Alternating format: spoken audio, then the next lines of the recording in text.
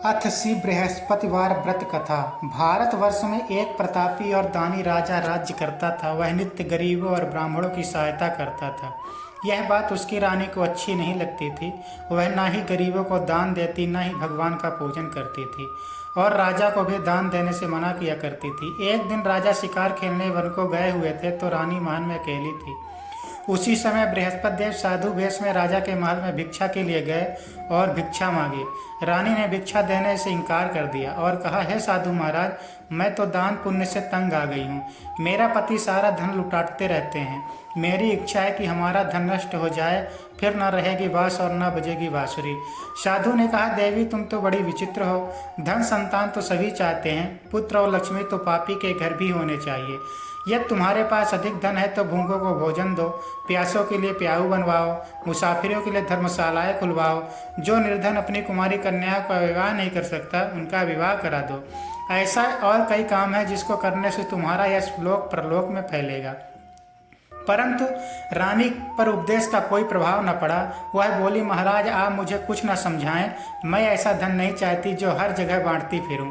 साधु ने उत्तर दिया, तुम्हारी ऐसी इच्छा है तो तथास्तु। तुम ऐसा करना कि बृहस्पतिवार को घर लीपकर पीली मिट्टी से अपना सिर धोकर स्नान करना, भट्ठी चढ़ाकर कपड़े धोना। ऐसा करने से आपका सारा धन नष्ट हो जाएगा। इतना कहकर वह साधु महाराज वहाँ से अलोप हो गए। साधु के अनुसार कई बातों को पूरा करते हुए रानी के केवल 3 बृहस्पतिवार ही बीते थे कि उसकी समस्त धन संपत्ति नष्ट हो गई। भोजन के लिए राजा का परिवार तरसने लगा। तब एक दिन राजा ने रानी से बोला कि हे रानी, तुम यहीं रहो, मैं दूसरे देश को जाता हूँ, क्योंकि यहाँ पर सभी लोग मुझे जानते हैं, इसलिए मैं कोई छोटा कार्य नहीं कर सकता। ऐसा कहकर राजा परदेश चला गया। वहाँ वह जंगल से लकड़ी काटकर लाता और शहर में बेचता। इस तरह वह अपना जीवन व्यतीत करने लगा। इधर राजा के परदेश जाते ही रानी और दासी दुखी रहने लगी। एक बार जब रानी और दासी को 7 दिन तक बिना भोजन के रहना पड़ा तो रानी ने अपनी दासी से कहा, हे दासी, पास ही के नगर में मेरी बहन रहती है, वह बड़ी धनवान है, तू उसके पास जा और कुछ ले आ ताकि थोड़ी बहुत गुजर बसर हो जाए। दासी रानी की बहन के पास गई। उस दिन गुरुवार था और रानी की बहन उस समय बृहस्पतिवार का व्रत कथा सुन रही थी। दासी ने रानी की बहन को अपनी रानी का संदेश दिया, लेकिन रानी की बड़ी बहन ने कोई उत्तर नहीं दिया। जब दासी को रानी की बहन से कोई उत्तर नहीं मिला तो वह बहुत दुखी हुई और उसे क्रोध भी आया। दासी ने वापस आकर रानी को सारी बात बता दी। सुनकर रानी ने अपने भाग्य को कोसा। उधर रानी की बहन ने सोचा कि मेरी बहन की दासी आई थी, परंतु मैं उससे नहीं बोली, इससे वह बहुत दुखी हुई होगी।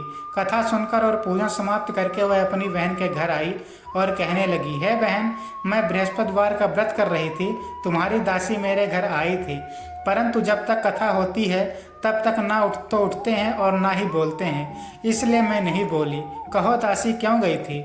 रानी बोली, बहन तुमसे क्या छिपाऊं, हमारे घर में खाने तक को अनाज नहीं था। ऐसा कहते कहते रानी की आंखें भर आई। उसने दासी समेत पिछले 7 दिनों से भूखे रहने तक की बात बताई, अपनी बहन को विस्तार पूर्वक सुना दी। रानी की बहन बोली, देखो बहन, भगवान बृहस्पति देव सबकी मनोकामना को पूर्ण करते हैं। देखो शायद तुम्हारे घर में अनाज रखा हो। पहले तो रानी को विश्वास नहीं हुआ, पर बहन के आग्रह करने पर उसने अपनी दासी को अंदर भेजा तो सचमुच अनाज से भरा एक घड़ा मिला। यह देखकर दासी को बड़ी हैरानी हुई। दासी रानी से कहने लगी, हे रानी, जब हमको भोजन नहीं मिलता तो हम व्रत ही तो करते हैं, इसलिए क्यों ना इससे व्रत और कथा की विधि पूछ ली जाए ताकि हम भी व्रत कर सके। तब रानी ने अपनी बहन से बृहस्पतिवार व्रत के बारे में पूछा। उसकी बहन ने बताया, बृहस्पतिवार के व्रत के चने की दाल और मुनक्का से विष्णु भगवान का केले की जड़ में पूजन करें तथा दीपक जलाएं, व्रत कथा सुने और पीला भोजन ही करें, इससे बृहस्पति देव प्रसन्न होते हैं। व्रत और पूजन विधि बताकर रानी की बहन अपने घर को लौट गई। 7 दिन के बाद जब गुरुवार आया तो रानी और दासी ने व्रत रखा।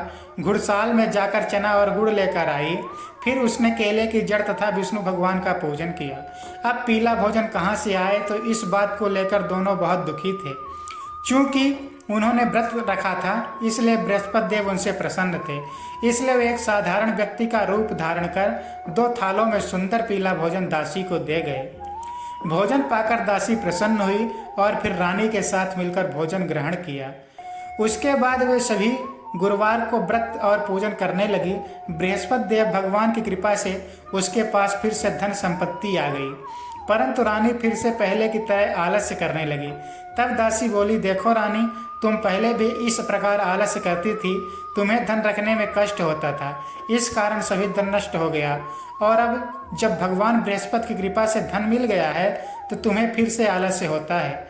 रानी को समझाते हुए दासी कहती है कि बड़ी मुसीबतों के बाद हमने यह धन पाया है, इसलिए हमें दान पुण्य करना चाहिए, भूखे मनुष्यों को भोजन कराना चाहिए और धन को शुभ कार्यों में खर्च करना चाहिए, जिससे तुम्हारे कुल का यश और बढ़ेगा, स्वर्ग की प्राप्ति होगी और पितृ प्रसन्न होंगे। दासी की बात मानकर रानी अपना धन शुभ कार्यों में खर्च करने लगी, जिससे पूरे नगर में उसका यश फैलने लगा। बृहस्पतिवार व्रत कथा के बाद श्रद्धा के साथ आरती की जानी चाहिए। इसके बाद प्रसाद बांटकर उसे ग्रहण करना चाहिए। एक दिन राजा दुखी होकर जंगल में एक पेड़ के नीचे आसन जमाकर बैठ गया। वह अपनी दशा को याद करके व्याकुल होने लगा। बृहस्पतिवार का दिन था। एकाएक उसने देखा कि निर्जन वन में एक साधु प्रकट हुए। वह साधु वेश में स्वयं बृहस्पति देवता थे। लकड़हारे के सामने आकर बोले, हे लकड़हारे, इस सुनसान जंगल में तू चिंता मगन क्यों बैठा है? लकड़हारे ने दोनों हाथ जोड़कर प्रणाम किया और उत्तर दिया, महात्मन जी, आप सब कुछ जानते हैं, मैं क्या कहूँ। यह कहकर रोने लगा और साधु को अपनी आत्मकथा सुनाई। महात्मा जी ने कहा, तुम्हारी स्त्री ने बृहस्पति के दिन बृहस्पति भगवान का निरादर किया है, जिसके कारण रुष्ट होकर उन्होंने तुम्हारी यह दशा कर दी है। अब तुम चिंता को दूर करके मेरे कहने पर चलो तो तुम्हारे सब कष्ट दूर हो जाएंगे और भगवान पहले से भी अधिक संपत्ति देंगे। तुम बृहस्पति के दिन कथा किया करो, 2 पैसे के चने मुनक्का लाकर उसका प्रसाद बनाओ और शुद्ध जल के लोटे में शक्कर मिलाकर अमृत तैयार करो। कथा के पश्चात अपने सारे परिवार और सुनने वाले प्रेमियों में अमृत व प्रसाद बांटकर आप भी ग्रहण करो। ऐसा करने से भगवान तुम्हारी सब मनोकामनाएं पूर्ण करेंगे। साधु के ऐसे वचन सुनकर लकड़हारा बोला, हे प्रभु, मुझे लकड़ी बेचकर इतना पैसा नहीं मिलता जिससे भोजन के उपरांत कुछ बचा सकूं। मैंने रात्रि में अपनी स्त्री को व्याकुल देखा है, मेरे पास कुछ भी नहीं जिससे मैं उसकी खबर मंगा सकूं। साधु ने कहा, हे लकड़हारे, तुम किसी बात की चिंता मत करो। बृहस्पति के दिन तुम रोजाना की तरह लकड़ियां लेकर शहर में जाओ, तुमको रोज से दुगना धन प्राप्त होगा, जिससे तुम भली भांति भोजन कर लोगे तथा बृहस्पति देव की पूजा का सामान भी आ जाएगा। इतना कहकर साधु अंतर ध्यान हो गए। धीरे धीरे समय व्यतीत होने पर फिर वही बृहस्पतिवार का दिन आया। लकड़हारा जंगल से लकड़ी काटकर किसी शहर में बेचने गया। उसे उस दिन और दिन से अधिक पैसा मिला। राजा ने चना गुड़ आदि लाकर गुरुवार का व्रत किया। उस दिन से उसके सभी क्लेश दूर हो गए। परंतु जब दोबारा गुरुवार का दिन आया तो बृहस्पतिवार का व्रत करना भूल गया। इस कारण बृहस्पति देव उस पर नाराज हो गए। उस दिन उस नगर के राजा ने विशाल यज्ञ का आयोजन किया तथा शहर में यह घोषणा करा दी कि कोई भी मनुष्य अपने घर में भोजन न बनाए, न आग जलाए, समस्त जनता मेरे यहाँ भोजन करने आवे। इस आज्ञा को जो न मानेगा उसे फांसी की सजा दी जाएगी। इस तरह की घोषणा संपूर्ण नगर में करवा दी गई। राजा की आज्ञा अनुसार शहर के सभी लोग भोजन करने गए, लेकिन लकड़हारा कुछ देर में पहुंचा, इसलिए राजा उसको अपने साथ लिवा ले गए और ले जाकर भोजन करा रहे थे तो रानी की दृष्टि उस खूंटी पर पड़ी जिस पर उसका हार लटका हुआ था। वह वहां पर दिखाई नहीं दिया। रानी ने निश्चय किया कि मेरा हार इस मनुष्य ने चुरा लिया है। उसी समय सिपाहियों को बुलाकर उसको कारागार में डलवा दिया। जब लकड़हारा कारागार में पड़ गया और बहुत दुखी होकर विचार करने लगा कि ना जाने कौन से पूर्व जन्म में कर्म से मुझे यह दुख प्राप्त हुआ है, और उसी साधु को याद करने लगा जो कि जंगल में मिला था। उसी समय तत्काल बृहस्पति देव साधु के रूप में प्रकट हुए और उसकी दशा को देखकर कहने लगे, अरे मूर्ख, तूने बृहस्पति की कथा नहीं करी और इस कारण तुझे दुख प्राप्त हुआ है। अब चिंता मत कर, बृहस्पतिवार के दिन कारागार के दरवाजे पर 4 पैसे पड़े मिलेंगे, उनसे तू बृहस्पति देव की पूजन करना, तेरे सभी कष्ट दूर हो जाएंगे। बृहस्पतिवार के दिन उसे 4 पैसे मिले। लकड़हारे ने कथा कही। उसी रात को बृहस्पति देव ने उस नगर के राजा को स्वप्न में कहा, हे राजा, तुमने जिस आदमी को कारागार में बंद कर दिया है वह निर्दोष है। वह राजा है, उसे छोड़ देना। रानी का हार उसी खूंटी पर लटका है। अगर तू ऐसा नहीं करेगा तो मैं तेरे राज्य को नष्ट कर दूंगा। इस तरह रात्रि में स्वप्न को देखकर राजा प्रातःकाल उठा और खूंटी पर हार देकर लकड़हारे को बुलाकर क्षमा मांगी तथा लकड़हारे को योग्य सुंदर वस्त्र आभूषण देकर विदा कर दिया। बृहस्पति देव की आज्ञा अनुसार लकड़हारा अपने नगर को चल दिया। राजा जब अपने नगर के निकट पहुंचा तो उसे बड़ा आश्चर्य हुआ। नगर में पहले से अधिक बाग, तालाब, कुएं तथा बहुत सी धर्मशाला, मंदिर आदि बन गई हैं। राजा ने पूछा यह किसका बाग और धर्मशाला है? तब नगर के सब लोग कहने लगे यह सब रानी और बांदी के हैं। तो राजा को आश्चर्य हुआ और गुस्सा भी आया। जब रानी ने यह खबर सुनी कि राजा आ रहे हैं तो उन्होंने बांदी से कहा कि हे दासी, देख राजा हमको कितनी बुरी हालत में छोड़ गए थे। हमारी ऐसी हालत देखकर लौट ना जाए, इसलिए तू दरवाजे पर खड़ी हो जा। आज्ञा अनुसार दासी दरवाजे पर खड़ी हो गई। राजा आए तो उन्हें अपने साथ लिवा लाई। तब राजा ने क्रोध करके अपनी रानी से पूछा कि यह धन तुम्हें कैसे प्राप्त हुआ? तब उन्होंने कहा कि हमें धन सब बृहस्पति देव के इस व्रत के प्रभाव से प्राप्त हुआ है। राजा ने निश्चय किया कि 7 रोज बाद जो सभी बृहस्पति देव का पूजन करते हैं, परंतु मैं प्रतिदिन में 3 बार कहानी कथा रोज व्रत किया करूंगा। अब हर समय राजा के दुपट्टे में चने की दाल बधी रहती तथा दिन में 3 बार कहानी कहता। एक रोज राजा ने विचार किया कि चलो अपनी बहन के यहाँ हो आवें। इस तरह निश्चय कर राजा घोड़े पर सवार हो अपनी बहन के यहाँ चलने लगा। मार्ग में उसने देखा कि कुछ आदमी एक मुर्दों को लिए जा रहे हैं। उसे रोककर राजा कहने लगा, अरे भाइयों, मेरे बृहस्पति देव की कथा सुन लो। वह बोले, लो हमारा तो आदमी मर गया, इसे अपनी कथा की पड़ी है। परंतु कुछ आदमी बोले, अच्छा कहो, हम तुम्हारी कथा भी सुनेंगे। राजा ने दाल निकाली और जब कथा आधी हुई तो मुर्दा हिलने लगा और जब कथा समाप्त हो गई तो राम राम करके मनुष्य उठकर खड़ा हो गया। आगे मार्ग में उसे एक किसान खेत में हल चलाता मिला। राजा ने उसे देखा और उससे बोला कि अरे भाई, तुम मेरे बृहस्पतिवार की कथा सुन लो। किसान बोला, जब तक मैं तेरी कथा सुनूंगा तब तक 4 हरैया जोत लूंगा। जा अपनी कथा किसी और को सुनाना। इस तरह राजा आगे चलने लगा। राजा के हटते ही बैल पछाड़ खाकर गिर गए तथा किसान के पेट में बड़ी जोर का दर्द होने लगा। उस समय उसकी माँ रोटी लेकर आई। उसने यह सब देखा तो अपने पुत्र से सब हाल पूछा और बेटे ने सभी हाल कह दिया। तो बुढ़िया दौड़ी दौड़ी उस घुड़सवार के पास गई और उससे बोले कि मैं तेरी कथा सुनूंगी, तू अपनी कथा मेरे खेत पर चलकर ही कहना। राजा ने बुढ़िया के खेत पर जाकर कथा कही, जिससे सुनते ही वह बैल उठकर खड़े हुए तथा किसान के पेट का दर्द भी बंद हो गया। राजा अपनी बहन के घर पहुंचा। बहन ने भाई की खूब से मेहमानी की। दूसरे रोज प्रातःकाल राजा जागा तो वह देखने लगा कि सब लोग भोजन कर रहे हैं। राजा ने अपनी बहन से कहा, ऐसा कोई मनुष्य है जिसने भोजन नहीं किया हो? मेरी बृहस्पतिवार की कथा सुन ले।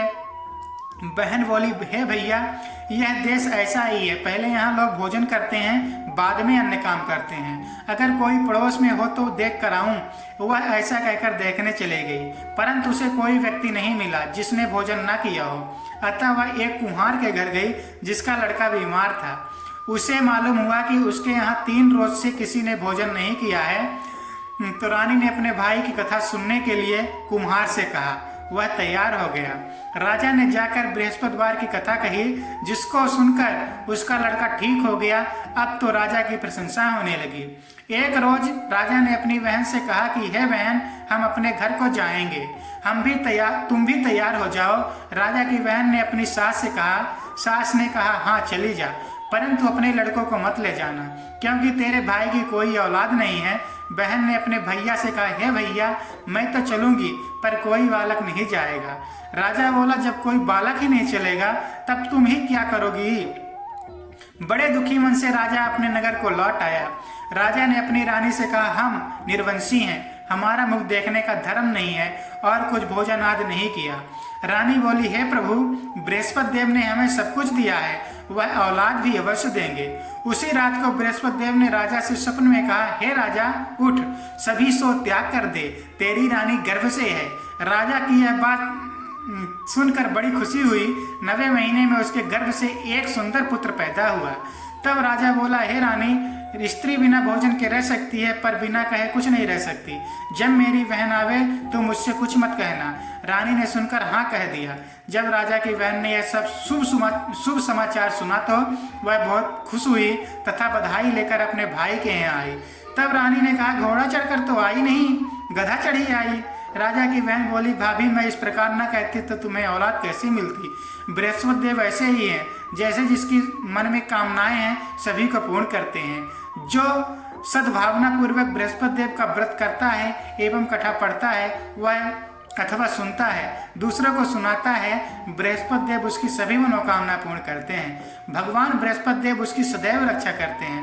संसार में जो मनुष्य सद्भावना से भगवान जी की पूजन सच्चे हृदय से करते हैं उनकी सभी मनोकामनाएं पूर्ण करते हैं। जैसी सच्ची भावना से रानी और राजा ने उनकी कथा का गुणगान किया तो उनके सभी इच्छाएं बृहस्पति देव ने पूर्ण कर दी। इसलिए पूर्ण कथा सुनने के बाद प्रसाद लेकर जाना चाहिए। हृदय से उनका मनन करते हुए जयकारा बोलना चाहिए। बोलो बृहस्पति देव की जय, भगवान विष्णु की जय। जय जय श्री राधे।